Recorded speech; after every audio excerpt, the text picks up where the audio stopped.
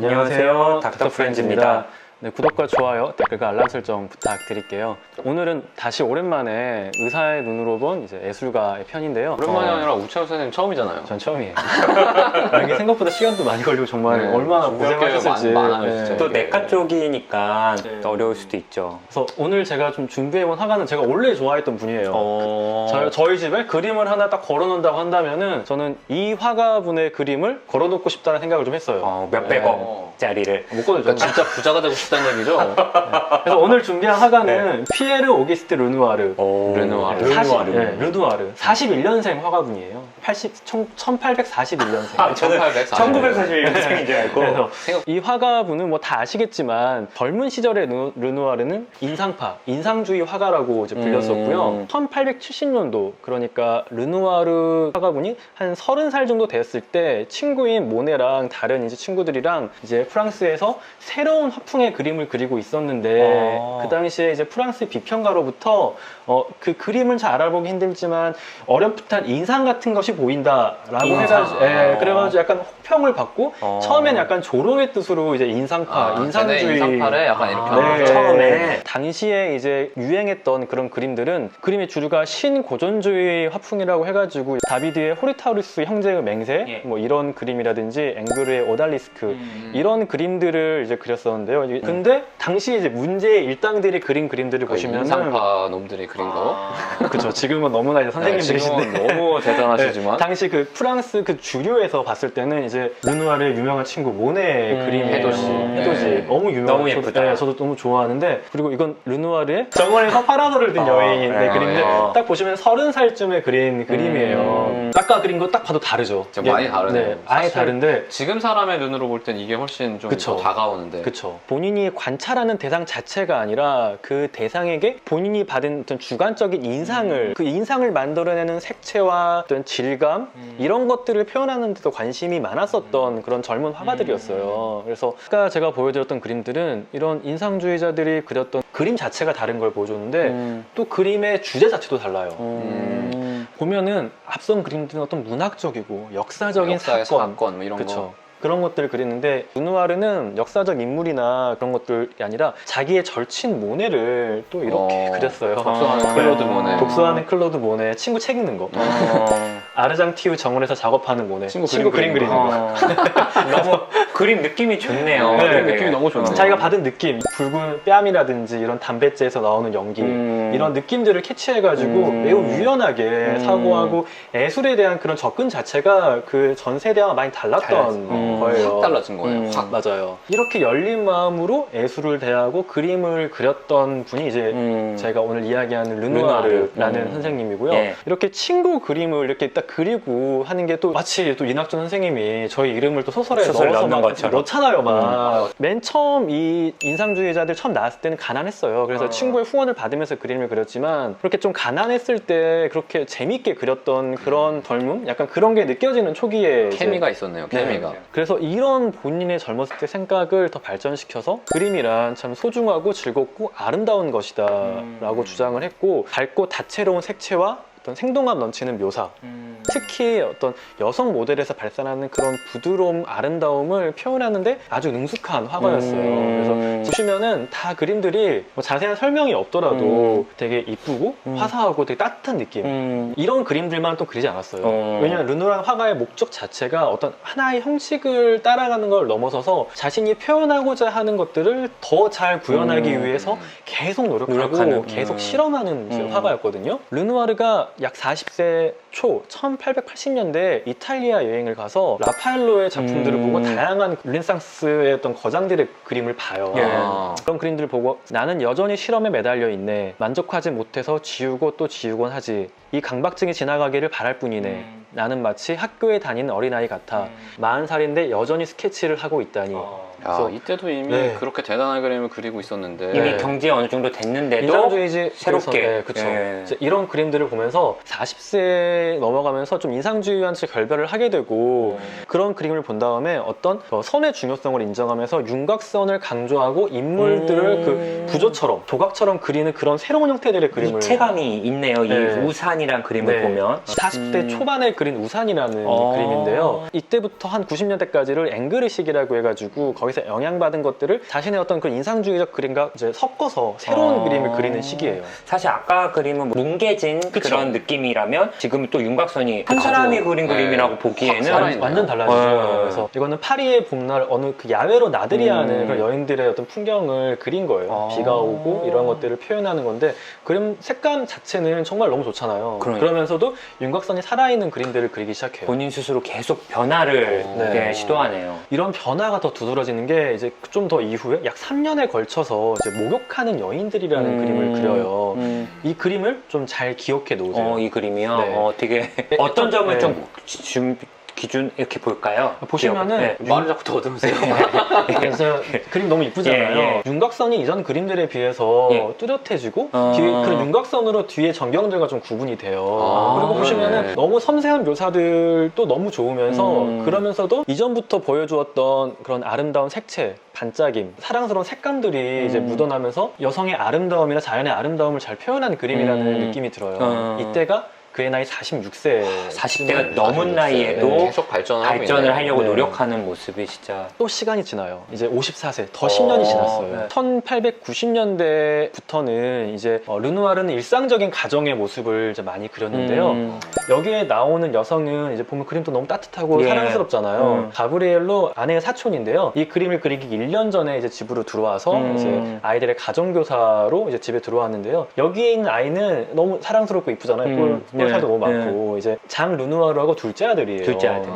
이런 빛에 반사되는 그런 섬세한 색조를 아이의 금발머리 하며 이 장밋빛 뺨들 하며 너무 생기 있게 정말. 그렸는데 앞선 그림과 약간 달라진 거 보면은 윤곽선이 배경 색과 색의 대비를 통해서 앞선 사람이 좀 더 두드러지는 그런 색의 대비를 이용한 이런 것들을 시도를 해요. 그렇네요. 선명한 네. 윤곽선보다는 네, 이때 54세예요. 54세. 4세. 네. 아까 46세, 54세.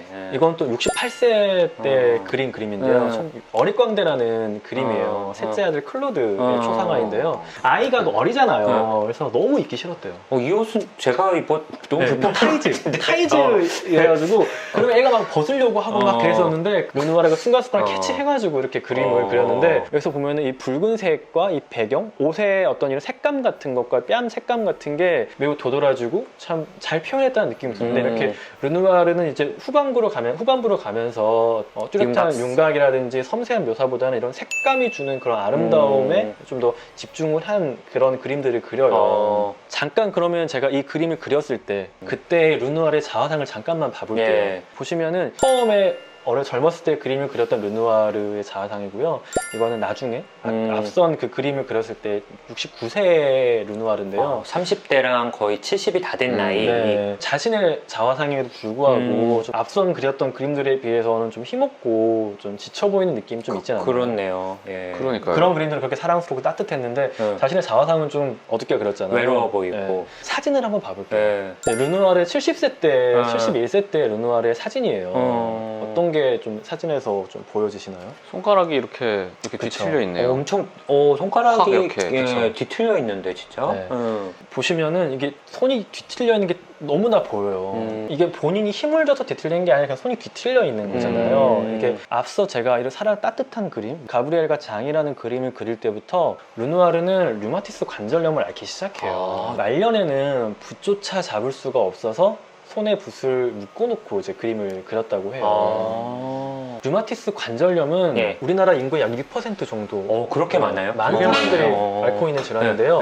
관절은 두 개의 뼈가 연골을 맞대고 네, 이루고 만나서. 있는 거고 이게 부드럽게 움직여야 되는 구조인데요. 이거를 더 부드럽게 하기 위해서 활막이라는 조직이 감싸고 있고 그 안에는 좀 부드럽게 하는 윤활액이라는 게 좀 들어있어서 이렇게 부드럽게 움직일 수 있게 해줘요. 근데 류마티스 관절염은 뭐냐? 이 활막이라는 조직에 우리 몸의 면역세포들이 적으로 인식을 해서 공격을 해서 거기서 만성적인 염증이 생기는 거예요. 저희는 이 염증을 불이라고도 표현하거든요. 그래서 계속 불이 있으면은 이 관절이 파괴가 돼요. 관절이 파괴가 되고 연골과 뼈가 부식이 되면서 적절한 시기에 치료를 받지 않으면은 영구적인 변형과 장애를 일으키고 계속되는 통증을 일으켜요. 그리고 또 이 병이 무서운 게 거의 우리 몸의 모든 전신의 관절을 침범할 수가 있어요. 관절이 수도 없이 많으니까. 그러니까. 대칭적으로 이제 관절들을 침범하는데 특징적으로 이제 끝에 이제 관절보다는 그 위에 두 개의 관절을 많이 침범하게 되는데 지금은 초기에 적절한 치료, 뭐 스테로이드나 면역 조절제 그런 것들로 이제 치료를 해서 이제 많이 병이 진행하는 경우가 드물지만 과거에는 적절한 치료를 안 되면은 손 모양이 G 디포미티라고 그러니까요. 아까 보니까 해가지고 이렇게. 구글에 쳐보시면 특징적으로 관절들이 뒤틀리는 질환이 생기고요. 손이 굳어요, 이게. 관절이 굳어버려요.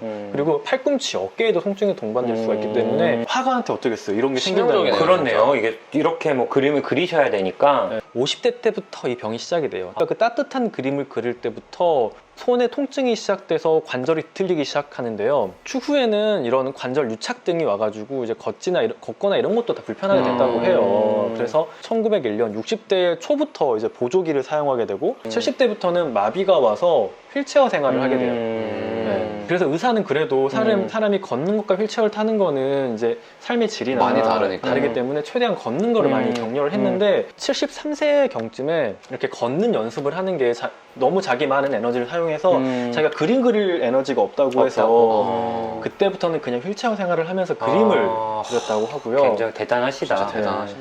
그 의지가 전 또 놀랐던 게 그 휠체어도요 약간 좀 푹신푹신해야 돼요. 푹신푹신해야 오래 아프지가 않은데 앉아있어요. 왜냐면 이 류마티스 관절염이 있다고 해도 이게 통증을 못 느끼게 되는 건 아니거든요. 그렇죠. 통증은 똑같이 있는데 그림을 그릴 때만큼은 나트 소프트한 이런 패드를 썼다고 해요. 왜냐면 이게 부드러우면은 자기 중심이 조금 움직이면 이게 좀 기우뚱해지는 거예요. 아. 그래서 딱딱해야 자기가 이게 흔들리지 않고 그림을 그릴 수 있기 때문에 그런 엉덩이의 통증을 감안하더라도 딱딱한 데 앉아서 그림을 그렸다고 해요. 사진 보시면은 딱딱한 의자에 앉아서 말년에는 붓을 손에 묶어서 제 그림을 그린 거예요. 어떤 그의 진료 기록 자체가 남아있진 않지만 사진, 그리고 개인적인 편지, 그리고 일기 등을 통해서 그의 병의 경과에 대해서 많은 의학자들이 연구를 하고 논문들을 발표한 거를 제가 좀 살펴봤어요. 그래서 많은 의학자들이 제가 앞서 말한 대로 1892년, 한 50세경부터 이런 류마티스 관절염이 시작돼서 통증이 있었다고 하고 60세경부터는 이제 증세가 심각해져가지고 손이 더 뒤틀릴까봐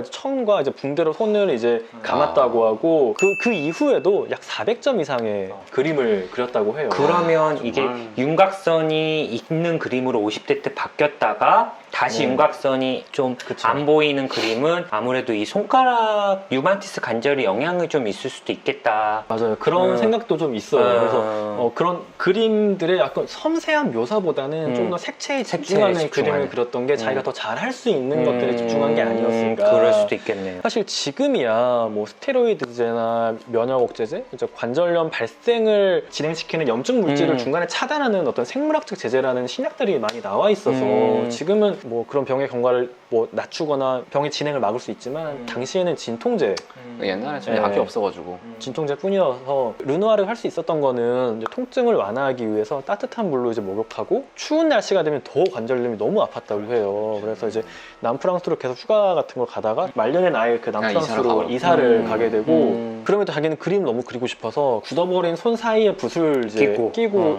붕대로 붓고 그림을 그렸는데 이제 그 손자가 이렇게 할아버지가 이런 그림을 그렸다고 이제 있다고 하더라고요. 그래서 근데 배경들을 알면서 놀랬던 게 이런 치명적인 질환이 진행함에도 불구하고 본인이 계속 이런 고통과 장애들을 지속적으로 극복하면서 그림을 그렸기 때문에 이런 질병이 그의 그림에 어떤 영향을 미쳤는지 좀 약간은 불분명하다고 해요. 네. 약 70세 때 그렸던 그림인데 등을 보이며 기대어 누운 여인으로 참 아름다운 그림이잖아요. 근데 손에 묶어놓고 그렇게 제한된 움직임으로 그림을 그렸어야 됨에도 불구하고 아주 우아하고 유연한 선으로 표현이 돼요. 당시부터는 붓터치가 좀 짧아진다고요. 이렇게 긴 선을 긋긴 어려우니까 터치 자체는 좀 짧아지는 느낌이 있어요. 그런 노란색과 붉은색이 이제 뒤섞인 이런 커튼의 무게감을 이렇게 잘 표현하고 전체적인 분위기가 아주 미묘하게 좀 바뀌는 그런 느낌이 있어요. 앵글 시대에 보였던 그런 뚜렷한 뚜렷한 선으로 어떤 그런 그림을 나누는 건 없지만 이런 그런 색채를 이용해서 그림을 묘사하는 게 정말 탁월하고 이걸 딱 봤을 때 누가 붓을 손에 그러니까요. 그림을 생각을 하겠어요. 그러니까. 다음으로 정말 그가 말년에 그렸던 그림들을 봐볼게요.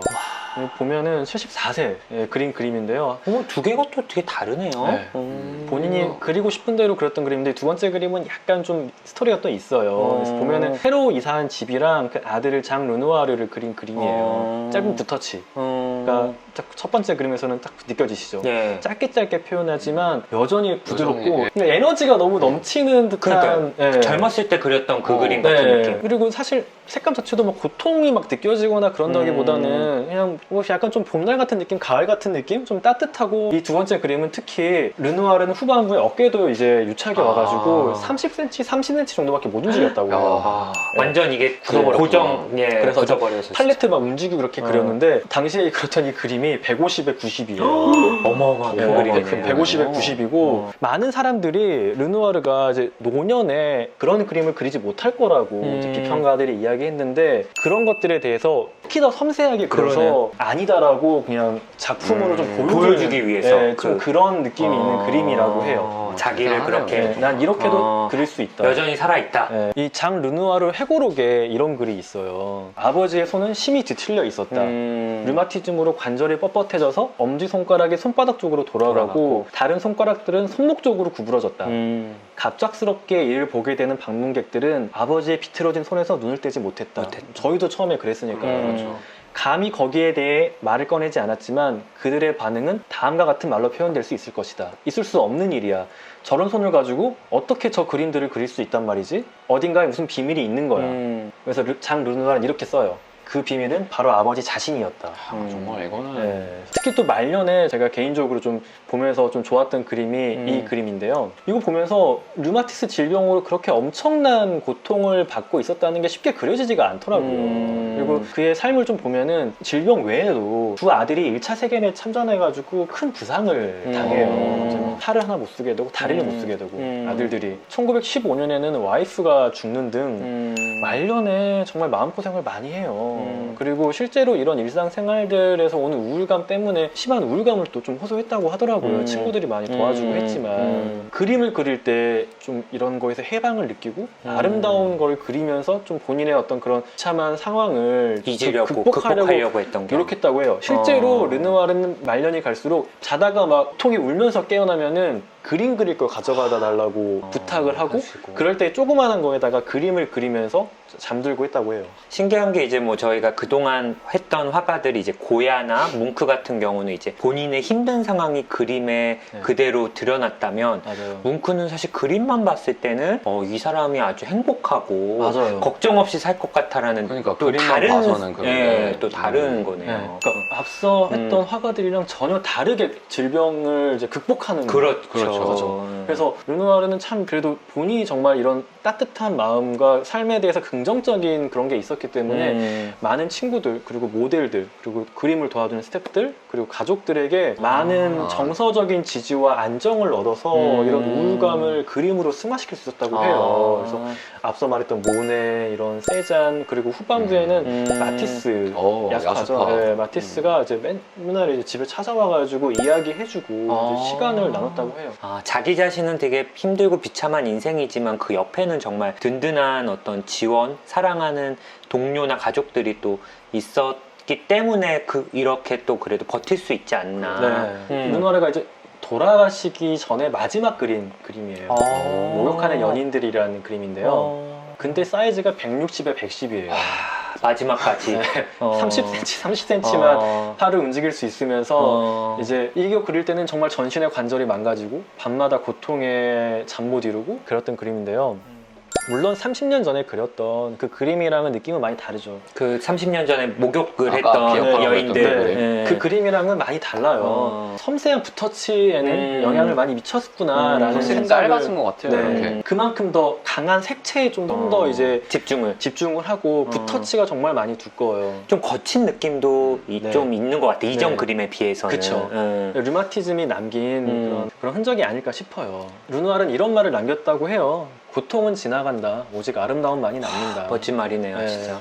그의 삶과 어떤 이런 그림들을 함께 보고 있으면은 아름다운 그림만큼 자신의 예술을 대하는 자세에서 제 개인적으로 많은 걸 좀 느꼈어요. 만약에 지금처럼 그 류마티스 관절염을 치료한 약재들이 많은 시절에 이제 르누아르가 살았다면 조금 더 행복하게 좀 다른 그림들을 더 그리지 않았을까. 그런 상상도 좀 하게 되더라고요. 이게 참 대단하신 게 뭐 우창훈 선생님 말씀처럼 관절염, 류마티스 관절염이 지금처럼 이제 치료할 수 있는 상황에서 사셨다면 또 본인이 하고 싶었던 그림들이 또 어떤 거였을지 네. 더 궁금하기도 하고 자기의 제한되는 상황에서도 그래도 우리 후세들이 이렇게 볼 수 있는 그림을 남겨준 것도 참 대단하고 네. 되게 존경스럽다는 생각이 드네요. 1913년도 그러니까 르누아르가 이제 70이 넘었을 때에도 예. 나는 그저 어떻게 그리는지 배워갈 여전히. 뿐이다라고 이야기하면서 정말 와, 그 예술가로서 어떤 그 자세나 전문 직업인으로서 내 일을 대하는 자세, 나의 역경이 나에게 어떻게 다가올 수 있는지 그거를 극복하는 자세나 이런 거에서 개인적으로 많은 걸 느낄 수 있는 그런 준비하는 정말. 시간이었습니다. 예. 네. 그가 그리고자 했던 거는 사실 그의 고통스러운 삶이 아니라 마음 따뜻하고 아름답고 행복한 그림이었으니까 그의 그림들을 보면서 저희는 그런 따뜻한 느낌, 아름다운 느낌을 이제 많이 느낄 수 있으면 좋겠고요. 그러면서 어떤 그런 예술을 대하는 자세 같은 걸 생각하면 더 좋을 것 같아요. 정말 긴 시간 감사합니다. 감사합니다. 네, 감사합니다. 끝까지 영상 봐주셔서 너무 감사하고요. 저희 영상이 즐거우셨다면 구독과 좋아요 버튼 눌러주시고요. 그리고 다른 저희가 재밌게 찍은 영상도 많으니까 다른 추천 영상도 봐주세요. 다크 하시고 건강하세요. 건강하세요. 더 못했는데?